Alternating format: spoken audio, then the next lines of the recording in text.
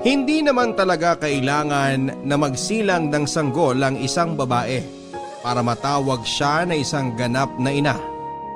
Sapat na ang tunay na pagmamahal at pag-aalaga na ginawa niya para kilalanin siya bilang isang mabuting magulang. Dear Papa Dudut, bago ang lahat ay gusto ko muna kayong batiin ng isang magandang araw. Pati na rin po ang ating mga kabarangay na nakikinig ngayon sa inyong programa. Nakaka-inspire naman kasi talaga halos ang lahat ng mga kwentong ine-ere po ninyo. Kaya naman pati tuloy ako ay napasulat para ibahagi ang kwento ng buhay ko. Na sana ay makapagbigay din ng inspirasyon at aral sa mga kabarangay natin na nakikinig ngayon. Sa totoo lang ay hindi ko naman alam kung paano ko sisimula ng kwento ko. Sa dami kasi ng mga nangyari sa buhay ko. Hindi ko alam kung alin ba doon ang uunahin ko. Siguro ay mag-uumpisa na lamang muna ako sa sarili ko at sa pamilya ko. Tawagin niyo na lamang po ako sa pangalang Kylie, 36 years old at taga Pangasinan. At nagtatrabaho sa isang factory ng sapatos dito lang din sa amin. Pangalawa ako sa 3 magkakapatid. Ulila na kami sa nanay dahil namatay siya sa panganganak sa bunso kong kapatid na si Sherwin. Si Papa naman ay isang dating OFW at nang mawala si Mama ay nag-decide na siyang dumito na lamang sa Pilipinas para alagaan kaming magkakapatid. Ulila na kami sa nanay dahil namatay siya sa panganganak sa bunso kong kapatid na si Sherwin. Si Papa naman ay isang dating OFW. At nang mawala si Mama ay nagdesisyon na siyang dumito na lamang sa Pilipinas para alagaan kaming magkakapatid. Nakapagpundar na rin naman daw siya ng isang jeep na ginagamit niyang pangpasada. At isang luma pero medyo may kalakihang bahay na tinitirhan namin ngayon. Kaya kahit papaano ay may sari-sarili kaming kwarto. High school pa lamang ay nagwo-working student na ako sa isang fast food chain. Gusto ko kasing makatulong kay Papa. Dahil alam ko naman na hindi na rin kalakihan ang kinikita ng mga jeepney drivers sa ngayon. Papadudot na sa second year college ako at grade 6 si Sherwin nang dalhin ni Kuya Brian sa bahay ang girlfriend niyang si Irene. Buntis na raw ito at magsasama na sila. May trabaho naman si Kuya noon sa construction kaya hindi na rin tumutol si Papa. Kaya lang dahil siguro hindi pa sila handa sa buhay mag-asawa ay madalas silang nag-aaway. Hindi naman kasi regular sa trabaho si Kuya Brian. At si Irene naman ay nag-aaral din noon sa college.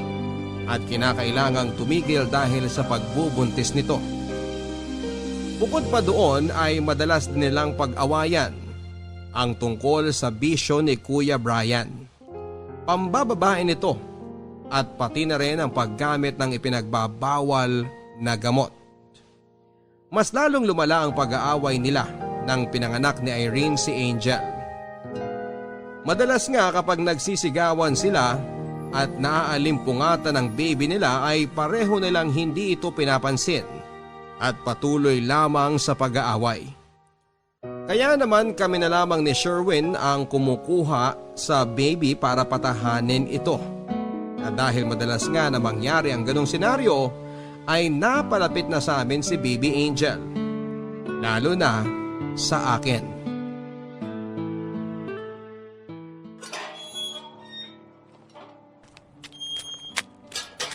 Naku ate, buti nakauwi ka na. Hindi ko na alam ang gagawin ko eh. Bakit? Anong nangyarit parang nag-aalala ka dyan? Si Ate Irene kasi, nag-iimpake. Aalis na raw siya dito sa bahay. Ano? Si Kuya Brian saan? Wala pa nga ate. Ang sabi ko nga sa kanya, hintayin muna si Kuya Brian na makauwi. Naku, hindi pwede to. Baka isama niya si Baby Angel. Teka nga, puntahan ko nga sandali.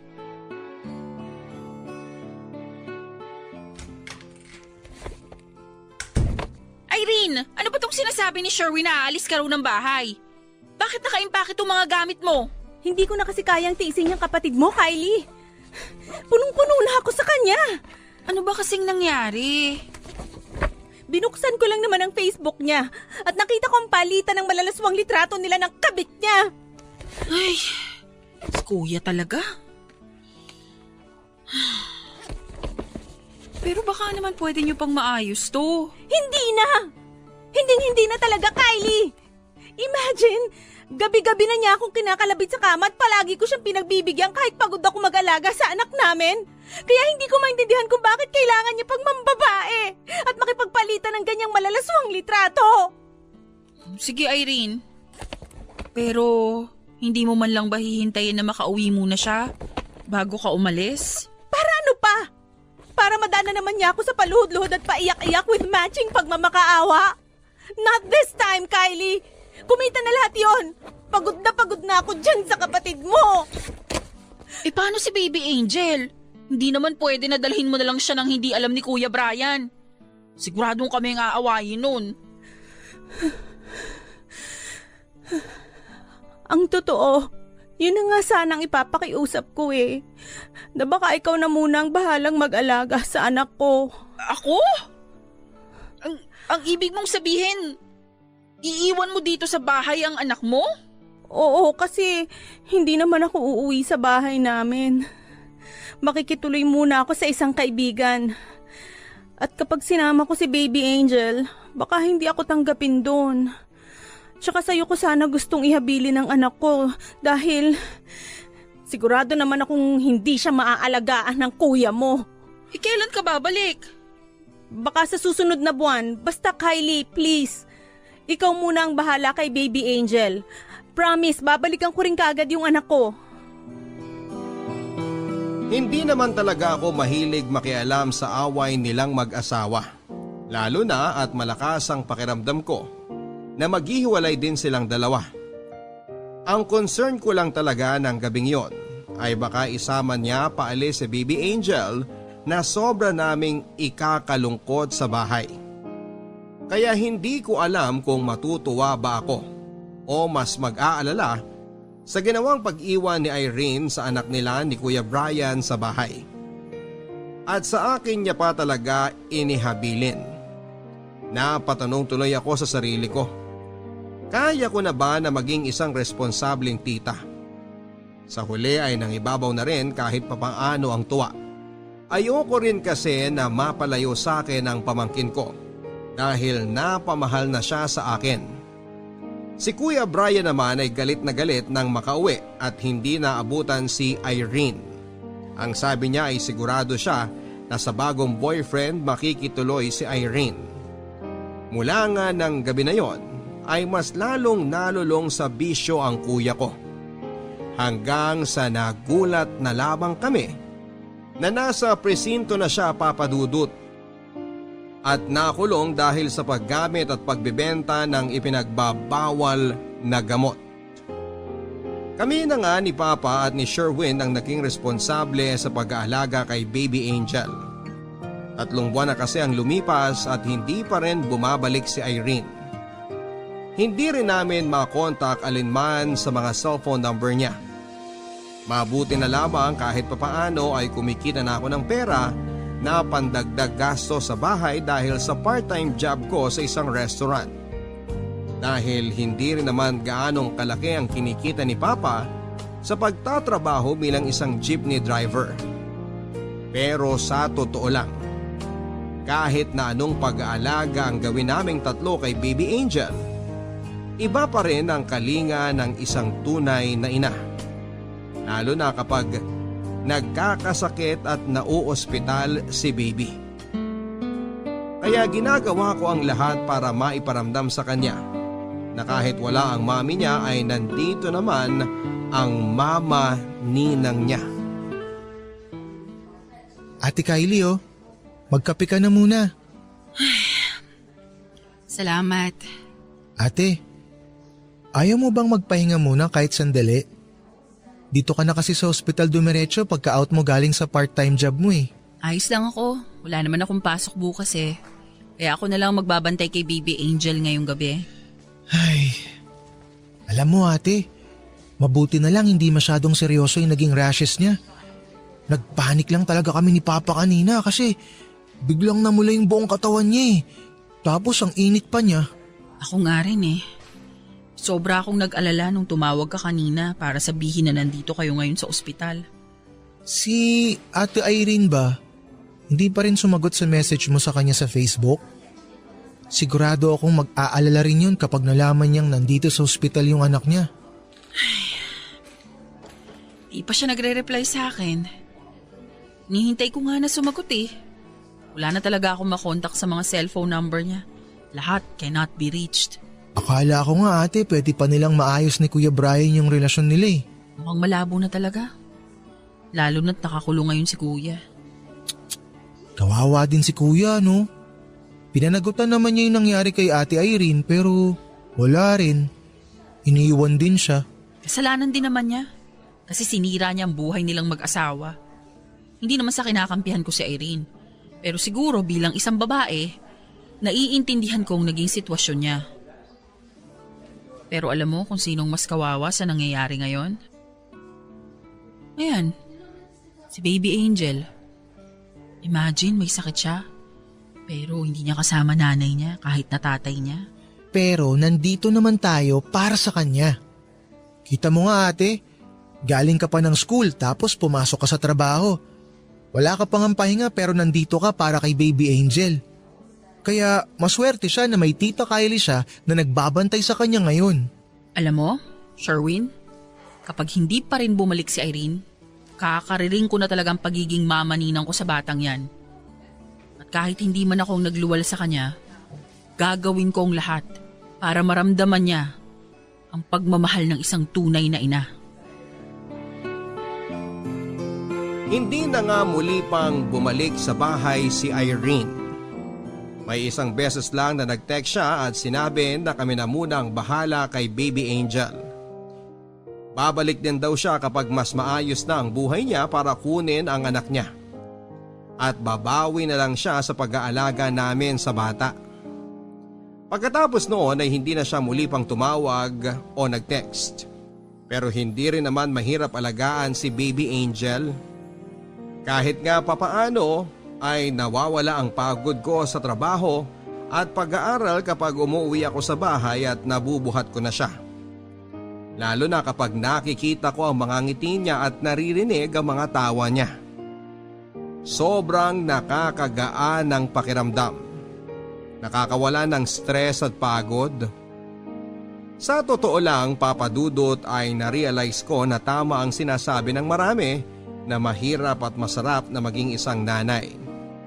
Hindi man sarili kong sinapupunan ng galing si Baby Angel, ay ginawa ko ang lahat para maiparamdam sa kanya ang pagmamahal ng isang tunay na ina. Nang makatapos ako ng college at magkaroon ng full-time job, hinati ko na ang pera at oras ko sa gastusin sa bahay at pagpapalaki kay Angel. Bumili ako ng books at inaral ko mabuti ang mga bagay-bagay tungkol sa pagpapalaki ng isang bata. At nang magsimulang mag-aral si Angel ay kinuha ko na rin siya ng educational plan. Kumuha din ako, Papa Dudut, ng private tutor para mas matutukan ang pag-aaral niya. Ako na rin ang uma-attend sa mga parents meeting nila sa eskwelahan at kakilala ko na nga halos lahat ng mga magulang ng mga kaklase niya. At dahil hindi na rin nakalabas ng kulungan ang kuya ko, ay si Angel na ang solong gumagamit ng kwarto nito na sinadya ko talagang ipaayos at papinturahan para magmukhang isang kwarto na pambabae. Lumaki na mabait at malambing na bata ang pamangking ko.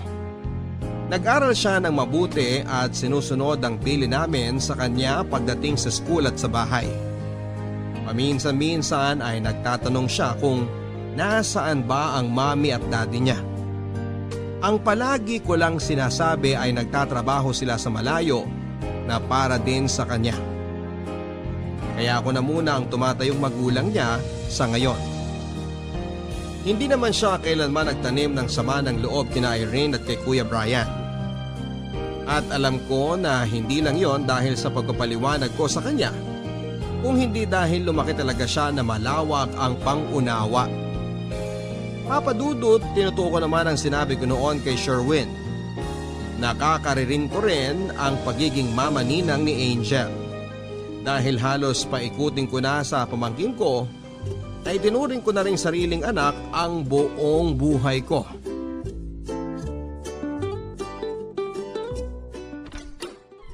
Good morning, Mama Ninang! Good morning! Ang aga mo naman yatang nagising. Saka bakit nakabihis ka? May lakad ka ba ngayong Sabado? Opo, may practice po kasi kami ng volleyball ngayon sa school. Malapit na po kasi yung intrams namin eh. Ganun ba? May allowance ka na ba? Opo, binigyan na po ako ni Tito Sherwin kanina bago po siya pumasok sa trabaho. Palis na rin po pala ako kasi nag-text na po yung mga classmate ko. Nandun na daw po sila, tita. Ay, sige, mag-iingat ka ha. Huwag masyadong magpapagabi. Opo, kiss na po, tita. Mwah! Bye-bye po!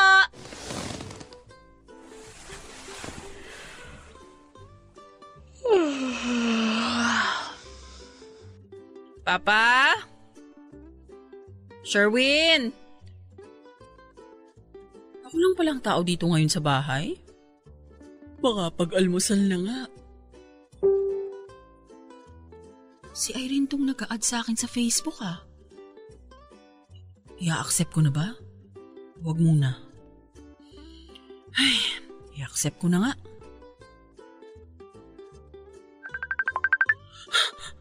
Ano ba to? Tumatawag na agad. Kailangan ko tuloy sagutin tawag niya. Hey! Kylie, kamusta ka na? Ayos lang. Ikaw, kumusta ka na? Nasaan ka ngayon? Tagal mong hindi nagparamdam sa amin ah. Oo nga eh. Sorry ha. Medyo nagipit lang din talaga ako kaya kinailangan ko munang lumayo. Pero maayos na naman ako ngayon. Dito ako ngayon nakatira sa Japan. Sa Japan ka na nakatira?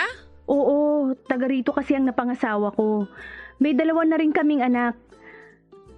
Si Angel nga pala, kamusta? Nandyan ba siya? Baka pwede ko naman siyang makausap. Wala eh. Kakaalis lang. May practice ng volleyball sa school nila. Ganun ba? Sayang naman. I-add ko na lang din siya sa Facebook mamaya. Kagagawa ko lang din kasi nitong account na to. Uy, Kylie. Thank you ha. Para saan? Sa pag-aalaga sa anak ko ng maraming taon. Nabalitaan ko kasi ang nangyari sa kapatid mo. Salamat kasi ikaw na talaga halos ang tumayong magulang kay Angel. Wala yun. Mabait na bata naman yung anak mo eh. Hindi siya mahirap alagaan. Talaga? Excited na akong makita siya. Nakita ko yung mga nakapost na public picture nyo. Ang ganda-ganda ng anak ko. Basta huwag kang mag-alala. Pag uwi namin sa Pilipinas, kukunin ko na si Angel para hindi ka na mabigatan sa pag-aalaga sa kanya. Thank you talaga, Kylie. Marami pang ikinuwento sa akin si Irene tungkol sa naging buhay niya sa nakalipas na 15 taon.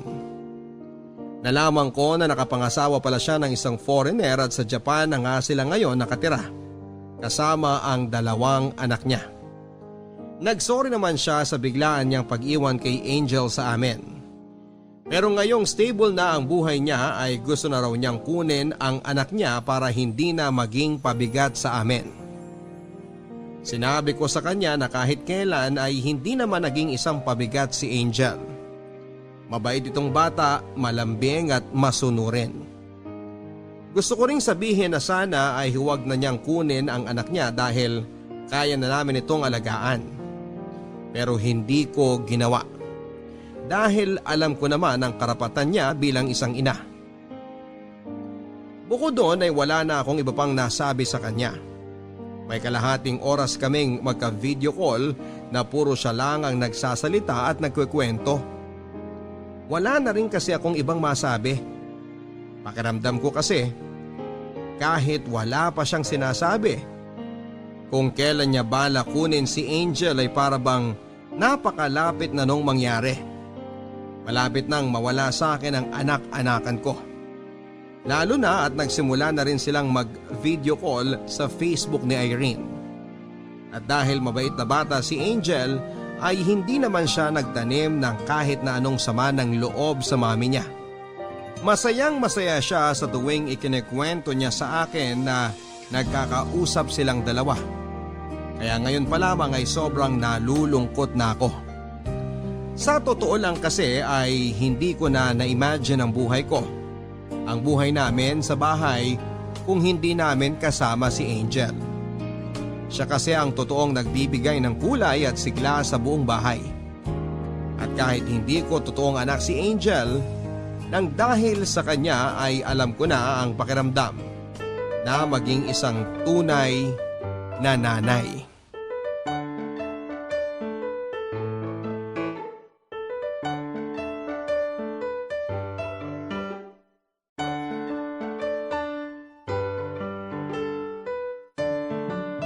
Ang taas naman ng grades ng pamangkin ko.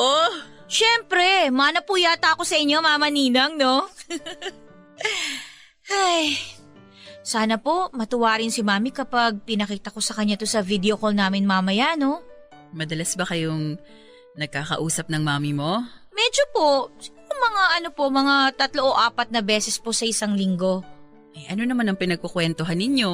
Ano po, tungkol lang po sa mga kapatid ko na excited na rin daw po sila na makita ako tsaka makilala. Tsaka yung promise po niya na kapag umuwi po siya dito sa Pilipinas. Anong promise? Na ano po, isasama raw po nila ako pabalik ng Japan para magbakasyon.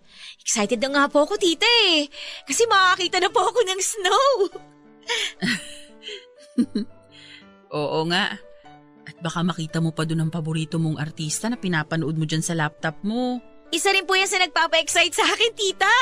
Ay, naku, 6 o'clock na po pala. Sabi ni Mami, tatawagan daw po niya ako ngayon eh. Punta na po muna ako sa kwarto, tita. Bye, tita. Sige lang. Magluluto na rin ako mamaya ng dinner natin. Bakit ba kasi natanong-tanong ko pa yung kay Angel? O ate, ang lalim ng buntong hininga natin ah. May problema ba? Wala naman. Nakwento lang ni Angel na madalas na pala silang nagkakausap ni Irene. Ang saya-saya ng pamangkin natin. Di okay yun kung masaya siya. Di ba? Pero alam mo, sa totoo lang ate, mabait na bata kasi talaga si Angel eh. Kaya siguro mabilis niyang napatawad ang mami niya sa pag-iwan sa kanya dito sa bahay. Pero ate, hindi pa naman tayo sigurado kung kukunin na talaga siya ni Ate Irene, di ba? Gusto ko nang isipin na hindi talaga siya seryoso sa pagkuha sa anak niya. Pero naramdaman ko kasi sa tono ng pagsasalita niya na parang desidido na siya. Eh kung wag na lang kaya natin ibigay sa kanya si Angel. Di naman pwede yun, Sherwin. Kasi ayoko maranasan ni Angel na buong buhay niya. May mga magulang nga siya, pero tayo lang ang kasama niya. Pero paano naman ang karapatan mo ate? Karapatan bilang ano? Bilang mama ninang niya. Karapatan ng isang mama ninang na nagpakananay at tatay sa kanya ng maraming taon. Ewan ko, di ko na alam. Sana kasi pwedeng ako na lang talaga ang totoong nanay niya. Kaya nga palagi kong pinapaalala sa sarili ko na darating ang araw na kukunin din ni Irene sa akin yung anak niya. Para ako rin mismo, hindi masyadong mahirapan sa huli.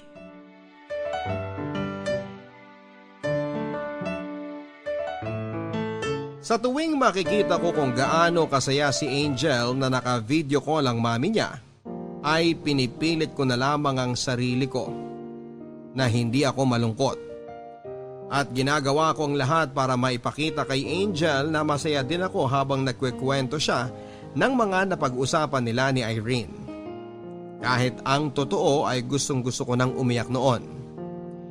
Isipin ko pa lamang kasi na aalis na si Angel para sumama sa mami niya sa Japan ay sobra na akong nalulungkot.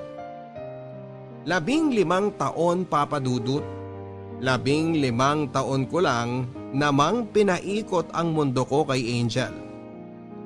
Ni hindi na nga pumasok sa isipan ko ang magpaligaw o mag-boyfriend para matutukan ang pagpapalaki sa kanya. Hindi naman sa isinusumbat ko na ang mga ginawa ko para sa pamangkin ko. Hindi ko lang talaga maiwasang isipin na kung bakit kailangan pang kunin sa akin ang isang taong sobrang bumubuo ng buhay ko. Sa kabila noon ay mas itinatak ko na lamang sa isipan ko na hindi naman talaga ako ang nanay ni Angel.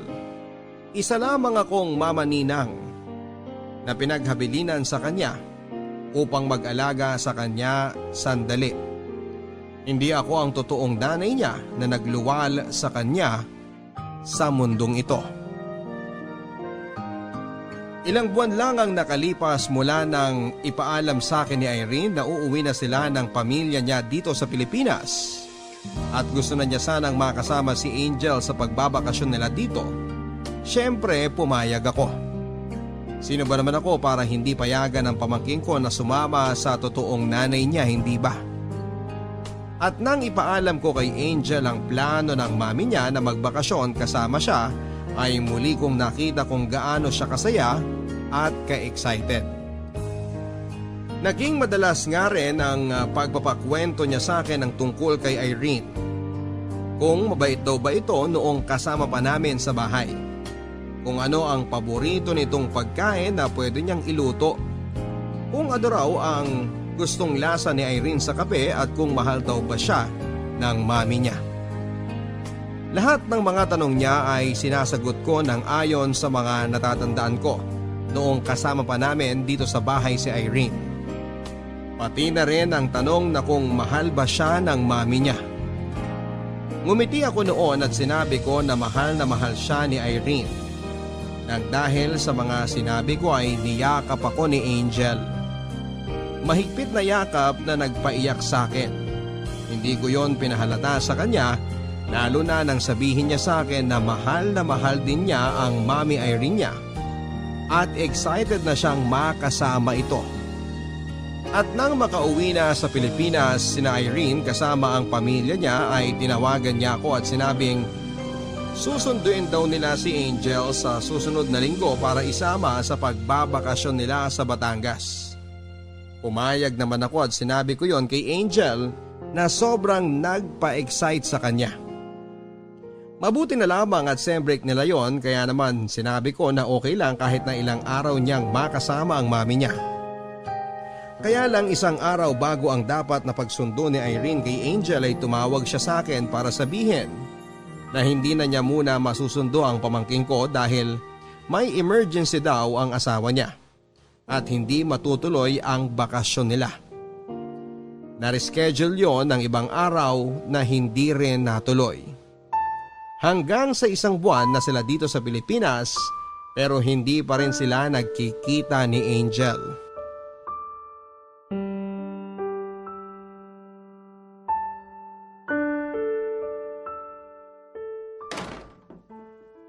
Ang aga namang magdabog nitong si Angel. Mukhang hindi na naman siya sisiputin ni Irene sa dapat na lakad nila ngayong umaga. Kausapin ko na nga.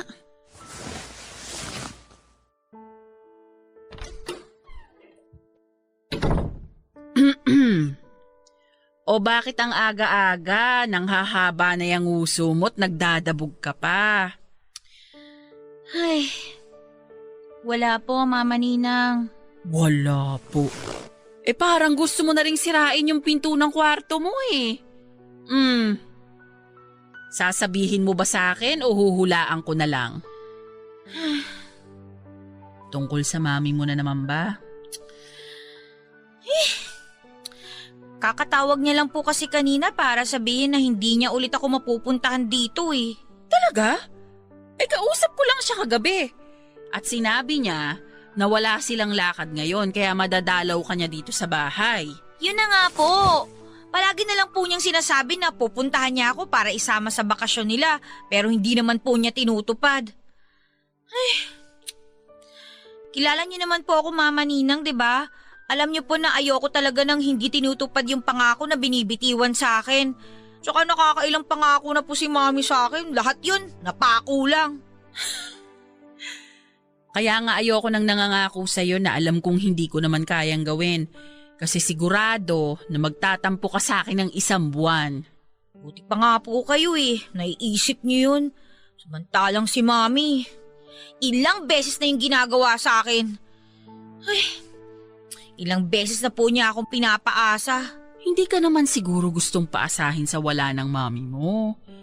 Baka may nangyari lang na hindi inaasahan. Di sana, hindi na lang po siya nangangako. Mas gusto ko pa nga po yun kesa yung sasabihan niya ako ng kung ano-ano pero hindi naman niya tutuparin. Huwag ka nang magtampo sa mami mo. Alam mo namang may inaasikaso rin yun na negosyo ngayon, kaya madalas na walang oras sa maraming bagay. Isa pa, para sa'yo rin naman yung ginagawa niya Pero ano ba naman po yung dalawin niya ako kahit 1 beses lang po dito sa bahay, di ba? Hindi man lang niya naisip na gusto ko rin siyang mayakap. At sigurado ako na gusto ka rin niyang mayakap ng mahigpit. Nagkataon lang talaga siguro na wala siyang choice ngayon kasi nga busy siya sa bagong negosyo nila. Mama Ninang, ayaw po ba sa akin ni Mami?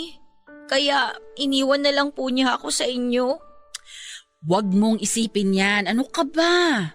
Mahal na mahal ka ng mami mo. Kaya nga nagawa niya magtrabaho sa malayo kasi para sa'yo rin yun. Kasi gusto niya, pagbalik niya, mabibigyan ka na niya ng magandang kinabukasan. Ganito na lang. Tayo na lang ang mag-date ngayon. Isipin mo na lang na ako ang mami mo ngayon at i-enjoy natin ang araw na to. Bakit kasi hindi na lang po kayong naging totoong nanay ko Ayoko na po sa kanya. Pwede po ba na kapag kinuha nila ako, huwag niyo na lang po ako ibigay? Kasi kayo naman po yung palagi nandyan Kayo po yung palagi nagpaparamdam ng pagmamahal sa akin. Tsaka kahit kailan hindi niyo po ako pinaasa tsaka sinaktan. Hindi kagaya nung ginagawa niya sa akin.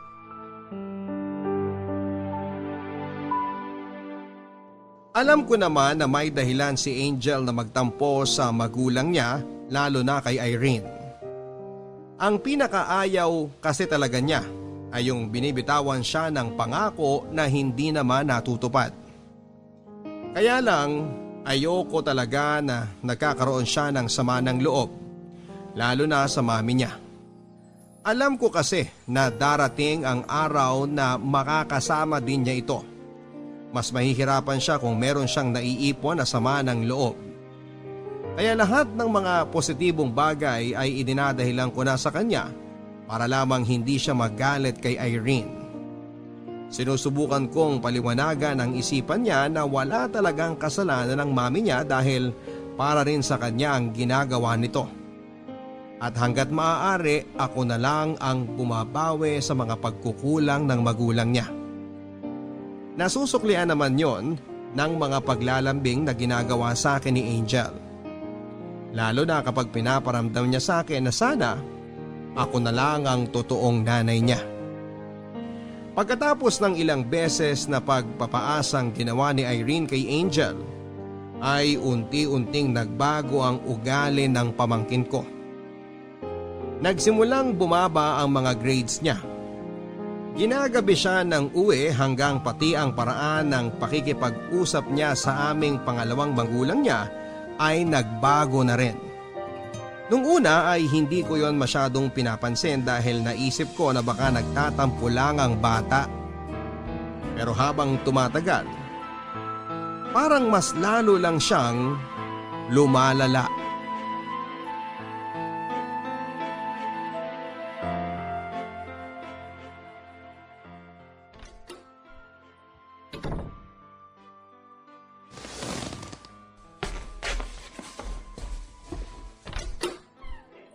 O Angel, mabuti naman at naisip mo pang umuwi dito sa bahay. Talagang nagmadali kang dumiretso dito sa kwarto ha? Mama Ninang! Bakit parang ang aga niyo pong nakauwi ngayon? At ikaw, bakit parang sobrang late mo naman yatang nakauwi? Ay, sorry po. Birthday po kasi ng kasama ko medyo napasarap lang po yung kwentuhan kaya ginabi po kami. Ginabi sa kwentuhan o inuman? Sino yung mga kasama mo sa kotse na naghatid sa'yo dito? At bakit hindi sila mga naka-uniform? Mga kaklase ko rin po yun. Hindi po kasi sila pumasok sa klase kaya hindi po sila naka-uniform. At kaya ba kayo magkakasama kasi hindi ka rin pumasok sa klase mo? Pumasok po ako. Kaya lang intrams kasi namin ngayon. Kaya nag-half day na lang po ako at sumama po sa kanila. At kailan ka pa natutong magbulakbol? Hindi po ako nagbubulakbol. Hindi nagbubulakbol, pero nag-half day ka sa klase nyo at hindi ka dumiretso dito sa bahay. Intrams nga po namin sa school. Kaya umalis na lang po ako doon sa school ng maaga. Wala rin naman kaming gagawin dun eh. At hindi mo man lang naisip na mag-text kanino man sa amin ng Tito Sherwin mo. Magte-text naman po dapat ako. Kaya lang kasi nalowat po yung cellphone ko eh. Alam mo ba kung nasaan ang lolo mo? Nandun sa barangay. Pinagtatanong-tanong ka. Alalang-alala na kami dito sa bahay. Tapos uuwi ka lang pala ng lasing? Wala naman po kasi akong sinabi na mag-alala kayo sa akin. Kaya ko naman po ang sarili ko. Kailan ka pa natutong maglasing ng ganyan? Ang dami nyo namang tanong eh. Hindi naman kita nanay, di ba? Oo, hindi mo nga ako nanay. Pero tita mo ko. At umayos ka ng sagot sa akin, ha? Iyon na nga eh. Tita lang kita. Kumakaasta kayo para kayo nanay ko ah. Teka nga, kanino mo ba natutunang sumagot ng ganyan? Pwede ba Mama Ninang, bukas na lang po tayo mag-usap? Masakit po kasi yung ulo ko eh. Hindi! Alam mo, sanay na sanay kang tinatalikuran kami ng tito at lolo mo kapag pinapagalitan ka namin. Ano ba talagang problema mo? At nagpapakalasing ka ng ganyan? Gusto niyo pong malaman kung anong problema ko? Kayo! Kayo ni na Mami! Kasi wala po kayong ibang pinaramdam sa akin kundi isa akong malaking pabigat! Ano? Hindi totoo yan! Hindi po totoo? Kaya po ba lagi ninyong pinaparamdam sa akin na okay lang na kunin ako ni Mami sa inyo? Samantalang ako, palagi kong hinihiling na sana kapag dumating yung araw na yon, hindi niyo na lang ako ibigay. Kasi nga mas mahal ko kayo eh. Kaya lang, Mama Ninang, na-realize ko, pare-pareho lang pala kayo ni na Mami. Kaya please na ha, tigil-tigilan niyo na po ako sa pagiging nanay-nanayan ninyo sa akin. Teka! Angel! Labas ka na! Mama Sandali! Ninang! Labas na! Gusto Teka, ko Angel! mapag-isa! Kinakausap pa kita! Labas na! Angel!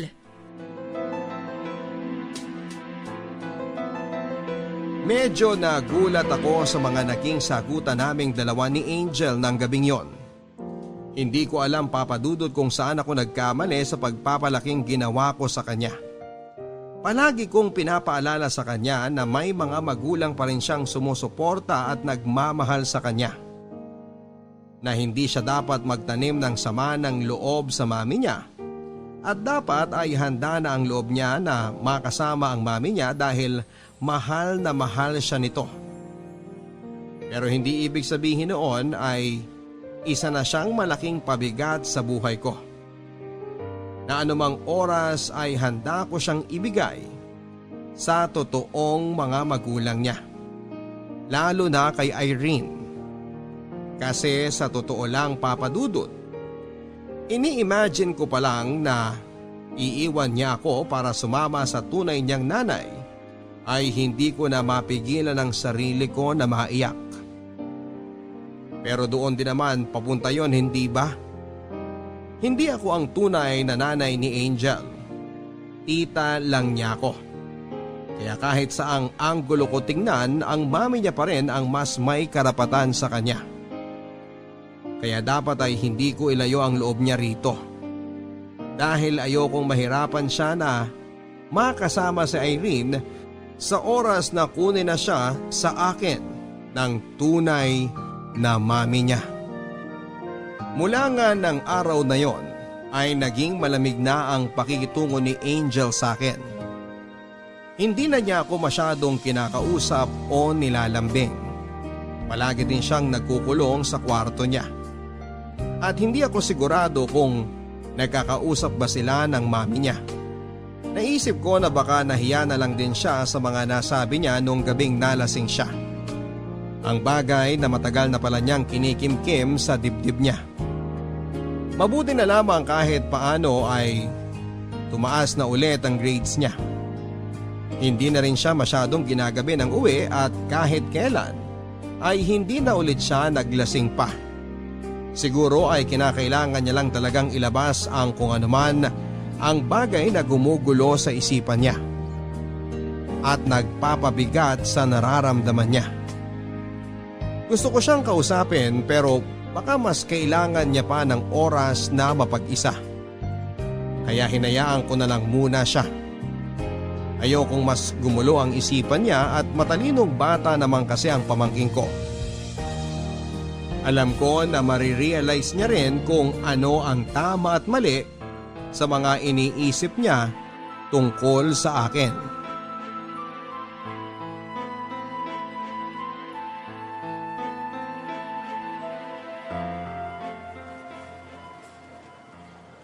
Mabuti na lang wala masyadong tao dito sa grocery.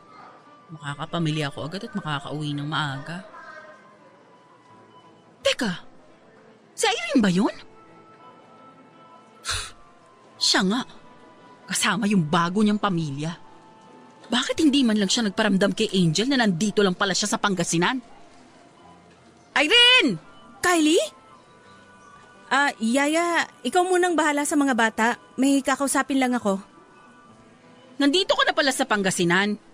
Ni hindi ka man lang nagpaparamdam sa anak mo. Ang totoo, bala ko sana siyang sorpresahin. Sorpresahin? Talaga lang ah. Pwede ba, Kylie? Ayoko ng gulo. Sa ibang araw na lang natin pag-usapan to. Ayoko rin naman ng gulo. Pero hindi na natin pwedeng palipasin pa to sa ibang araw. Okay, fine. Ano bang gusto mong mangyari? Sisingilin mo na ba ako sa mga nagastos mo sa anak ko? Na hindi mo man lang talaga kukumustahin sa akin si Angel? Kung namimiss ka ba niya? Kung anong kinukwento ko sa kanya tungkol sa'yo? Kylie, saan ba papunta tong usapan? Bakit hindi mo nalang diretsuhin kung ano yang gusto mong sabihin? Ano ba kasi talagang plano mo sa anak mo? Alam mo kasi, pagod na siyang umasa sa mga pangako mo eh. At sawang-sawa na rin akong ipagtanggol ka sa kanya. Alam ko naman yung pagkakamali ko doon, pero bumabawi naman ako sa pinadadala kong package sa kanya, di ba? Pero hindi sapat yon. Hindi pera o material na bagay ang kailangan niya. Pwede ba, Irene? Maawa ka naman sa anak mo. Kung wala ka talagang balak kunin si Angel, huwag mo na siyang paasahin ng paulit-ulit. In-explain ko naman sa kanya kung bakit hindi ko kagad siya makukuha. At sinabi niya sa akin na naiintindihan niya ako. Kaya wag mo na nga akong sumbatan dahil in-explain ko naman sa kanya lahat ng mga plano ko. Nasa kanya na yon kung maiintindihan niya ako o hindi. Wala kang idea kung gaano ka kaswerte sa anak mo. Kahit hindi niya naranasang makasama ang tunay na nanay niya. Ni minsan, hindi na walang pagmamahal niya para sa'yo. Hindi naman siya paulit-ulit naaasa na tuparin mo yung pangako mo na ilang beses lang napako kung hindi ka niya gustong makasama, di ba? Kung hindi ka niya mahal? Kaya sana naman, huwag mong sayangin yung oras at pagmamahal ng anak mo para sa'yo. Kasi sa totoo lang, willing naman akong saluhin lahat yon. Kung willing ka rin lang ibigay siya sa akin ng buo. Kahit paano ay nabawasan ang bigat na nararamdaman at dinadala ko nang magkaharap kami ni Irene. Nasabi ko na sa kanya ang mga bagay na matagal ko nang gustong sabihin tungkol sa anak niya. Ang lahat ng hinanakit ko dahil sa paulit-ulit niyang pagpapaasa kay Angel. Pati na rin ang nararamdaman ng anak niya nang dahil sa ginagawa niya.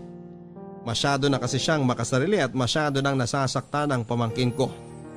At siguro nga dahil sa mga sinabi ko ay sobra siyang na-guilty sa mga naging pagkukulang niya bilang isang nanay. Dahil kinabukasan ay tinawagan niya ako, hindi lang para kumustahin or kitain si Angel, kundi para tulungan siya na ayusin ang mga papeles ng anak niya at maisama na niya pabalik ng Japan.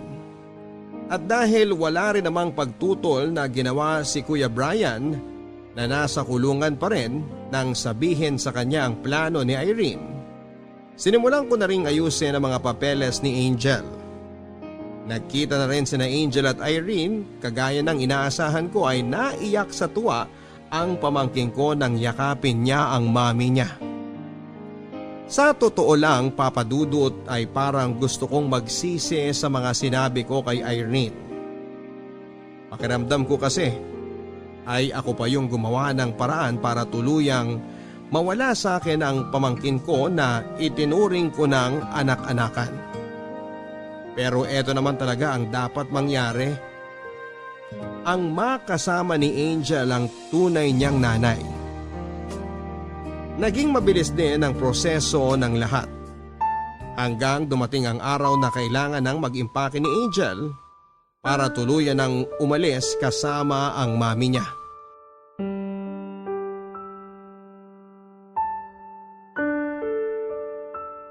Mama Ninang, pwede po ba tayo mag-usap? Sige. Tapos ka na bang mag-impake? Opo, tapos na po. Buti naman. Ano ba yung sasabihin mo? Medyo abala kasi ako dito sa ginagawa ko. Gusto niyo po ba talaga akong umalis? Napag-usapan na natin to, di ba? Aalis ka dahil kailangan mong sumama sa mami mo. Pero gusto niyo po ba talaga akong sumama sa kanya? Hindi naman na importante kung gusto ko o ayaw ko na umalis ka. Mas importante, ang magandang kinabukasan mo sa Japan. Ito naman ang matagal mo na rin gustong mangyari, di ba? Makasama yung totoong mami mo. Sa tingin niyo po ba, ito talaga yung gusto ko? Hindi niyo po ba talaga ako tatanungin kung ano yung gusto kong gawin sa buhay ko? Kung ano yung nararamdaman ko ngayon? Kasi pinamimigay ako ng taong buong buhay ko. Kinilala ko ng nanay ko. Bakit, Angel? May magbabago pa ba? Kapag nalaman ko kung anong gusto mong mangyari? Wala na. Dahil kukunin ka rin ng mami mo sa akin. O sige, gusto mong marinig kung ano ang gusto ko talagang mangyari? Simula nang mayakap kita. Mula nang matuto kang magsalita. At mula sa unang beses na narinig ko sa iyo ang salitang, "Mahal kita, Mama Ninang." Araw-araw kong pinagdarasal noon na sana hindi ka nabalikan ng mami mo. Pwede niyo naman po akong hindi ibigay sa kanya eh. Kasi Mama Ninang, ayoko pong sumama. Ayoko pong umalis dito. Pero hindi nga pwede. Dahil kahit kaano ko kagusto na sa akin ka na lang, na dito ka na lang sa bahay, hindi pwede. Kasi hindi naman ako ang totoong nanay mo. Angel, makinig ka. Kailangan mong sumama sa kanya. Dahil mas maganda yung magiging buhay mo doon. Pero aanhin ko pang magandang buhay kung hindi naman po kayo kasama ko. Mama Ninang, mas gusto ko po dito. Mas gusto ko pong kayo yung kasama ko. Ako rin naman eh.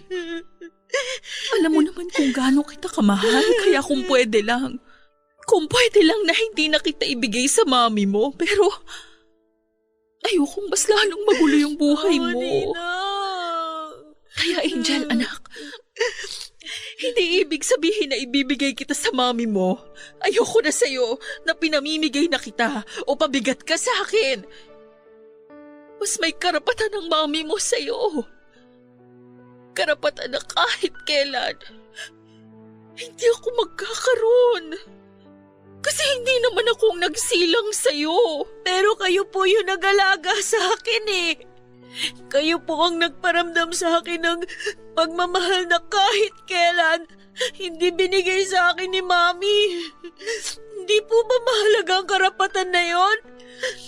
Alam mo kung ano yung pinakamahalaga ngayon? Pinahalagahan mo lahat ng mga ginawa ko para sa'yo. Hindi mo binaliwala yung sakripisyo at pagmamahal na binigay ko, anak. Hindi mo naman ako kakalimutan kahit nasa malayo ka na, di ba? Siyempre hindi po. Kahit kailan hindi ko po kayo makakalimutan. Pero Mama Ninang, gusto ko pa rin po kayo laging makasama. Tsaka makausap. Dito na lang po ako, please.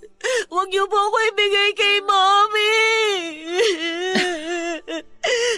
Pwede naman tayong magtawagan o mag-video call kahit araw-araw pa. Mama Nina. Para palagi ko pa rin maiparamdam sa'yo na kasama mo pa rin ako kahit wala na ako sa tabi mo.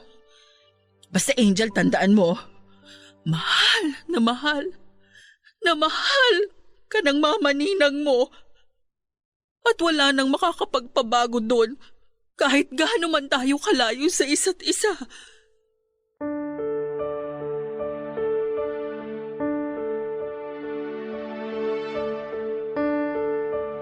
Papa Dudut, hindi ko na nga pinigilan pa si Irene na makuha si Angel mula sa pangangalaga ko. Kahit gaano ko kagusto na ako na lang ang tumayong ina sa pamangking ko, alam kong hindi rin naman po pwede. Isa pa ay mas maganda ang buhay na maibibigay sa kanya ng mami niya sa Japan. At kahit kitang-kita ko na sobrang labag sa kalooban ni Angel ang sumama sa mami niya, kinumbinsi ko pa rin siya. Ayoko kasing maging hadlang sa magandang future niya. Pinaliwanagan ko siya na kahit magkalayo kami ay hindi ako titigil sa pagiging mami ninang niya. At mahal siya ng mami niya. Mahal na mahal siya nito at matagal na rin siyang gustong makasama. Kaya sa huli ay buo na rin ang loob niya na umalis at sumama kay Irene sa Japan. Ngayon ay magtatatlong taon na buhat nang umalis si Angel sa bahay. Paminsan-minsan ay umiiyak pa rin ako, lalo na kapag nami-miss ko siya. Madalas pa rin naman kaming nagkakausap o nagvi-video call. Lagi niya akong kinekwentuhan ng mga nangyayari sa kanya sa Japan. Pati na yung pagse-celebrate niya ng kanyang 18th birthday noon. Pinadalhan niya ako ng mga larawan at mabuti na lamang at wala pang COVID virus ng panahon na nagparty sa Irene para sa birthday ni Angel. Nakita ko kung gaano siya kasaya sa dami ng mga bisita at regalo na natanggap niya. Bagay na hindi ko maibibigay kung ako ang kasama niyang mag-celebrate. Pero kahit papaano ay nagkaroon pa rin kami ng kaunting salo-salo sa bahay kasama sina Sherwin at Papa. Habang nag-video call si Angel, gusto ko kasing iparamdam sa kanya na parte pa rin siya ng pamilya. Palagi ko ring pinaparamdam na pwede niya pa rin akong kwentuhan kagaya ng dati. Naging magkalayuman kami ay hindi ako mawawala bilang mama ninang niya. Nangako naman si Angel na ako ang kauna-unahan niyang dadalawin at yayakapin sa pag-uwi nila dito sa Pilipinas. Hindi ko sigurado kung lahat ng iyong mga listener ay naiintindihan ang ginawa kong desisyon para sa pamangking ko. Siguro ang iba sa kanila ay maiinis dahil parang kuting lang siya na ibinalik ko sa mami niya. Kahit pwede ko naman talaga siyang ipaglaban. Pero Papa Dudut, ayoko kasing maging makasarili at ipagdamot. Hindi lang ang magandang buhay na pwede niyang makuha kung hindi ang karapatan ng totoong mami niya. Hindi pa man ako isang tunay na nanay ay alam ko na rin halos ang pakiramdam kung paano magkaroon ng isang anak. At naniniwala ako na sapat na yung maiparamdam kong pagmamahal kay Angel para maramdaman niya ang pagmamahal ng isang tunay na nanay kahit na hindi ako ang nagsilang sa kanya. Dito ko na po tinatapos ang sulat ko. Sana kahit papaano ay may naihatid pa rin na aral sa buhay ang kwento namin ng anak-anakan ko. Na kaya nating maging isang mabuting magulang kahit na hindi tayo ang nagsilang sa bata. Muli ay nagpapasalamat ako sa pagpili at pagbabasa ninyo ng sulat ko. More power and God bless po sa inyong lahat. Ang inyong forever kabarangay, Kylie. Mga kwento ng pag-ibig, kwento ng pag-asa at mga kwento ng buhay dito sa Barangay Love Stories. Forever.